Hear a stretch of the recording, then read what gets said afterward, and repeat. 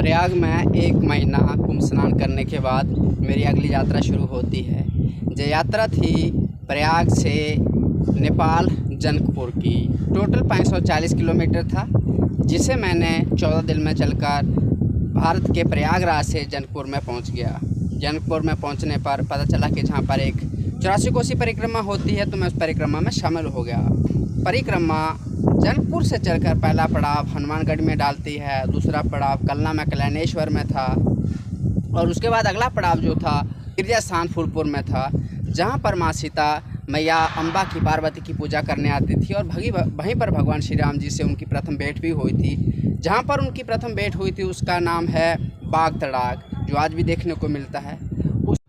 उसके बाद जो अगला पड़ाव था वो पड़ा मटिहानी में। ऐसा माना जाता है कि मटिहानी से माँ जानकी जी ने मिट्टी ली थी, तो इसलिए उस जगह पर भी परिक्रमा का पड़ाव पड़ता है। अगला पड़ाव पड़ा था जलेश्वर में। जलेश्वर महादेव राजा जनक द्वारा स्थापित किए गए 4 शिवलिंगों में से एक हैं, जिनकी राजा जनक नित्य पूजा किया करते थे। जहां पर भगवान महादेव जी 12 महीने पानी में रहते हैं। केवल शिवरात्रि को जहाँ महीने के पहले सोमवार को बाहर आते हैं, वहाँ से जल जब हटाया जाता है तो लोग दर्शन करते हैं, उसके बाद स्वतः ही वहाँ पे जल आ जाता है। उसके बाद जो अगला पड़ाव था वो था मड़ई में।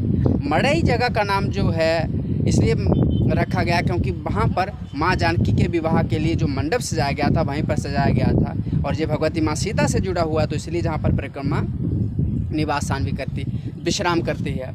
अगला पड़ाव जो था वो था ध्रुव कुंड में।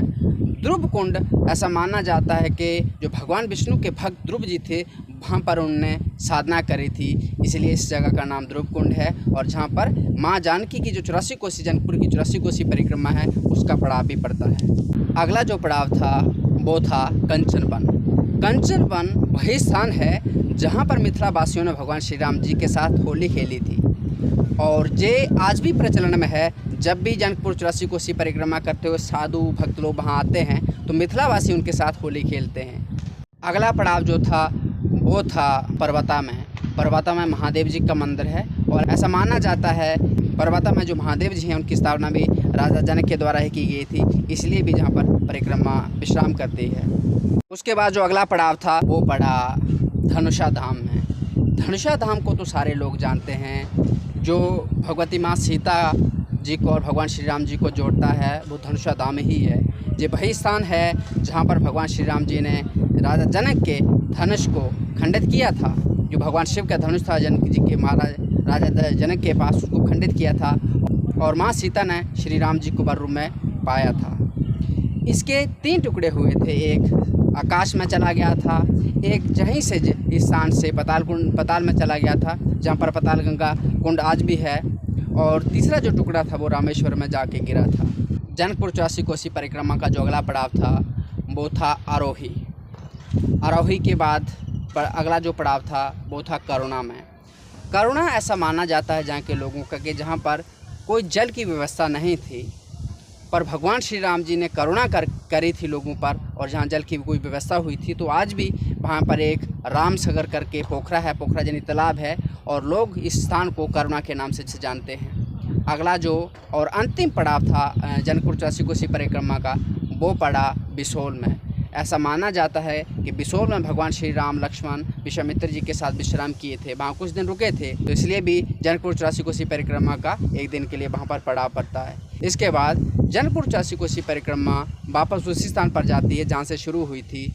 वैसे तो शुरू हुई थी जनकपुर से, पर जनकपुर 84 कोसी परिक्रमा मुख्यतः कलना कल्याणेश्वर से शुरू होती है, तो वापस कलना कल्याणेश्वर में जाकर थोड़ी देर के लिए विश्राम हुआ, उसके बाद सीधी परिक्रमा जनकपुर के लिए चली गई। इस तरह से मेरी जनकपुर 84 कोसी परिक्रमा जो 15 दिन की परिक्रमा थी वो 15 दिन में मैंने परिक्रमा समाप्त कर ली।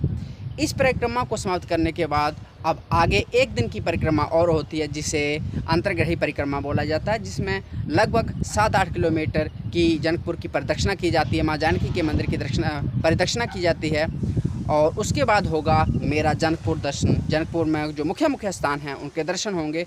उसके बाद जो भी आगे की यात्रा शुरू होगी उसकी भी चर्चा करेंगे बाद में। सीताराम।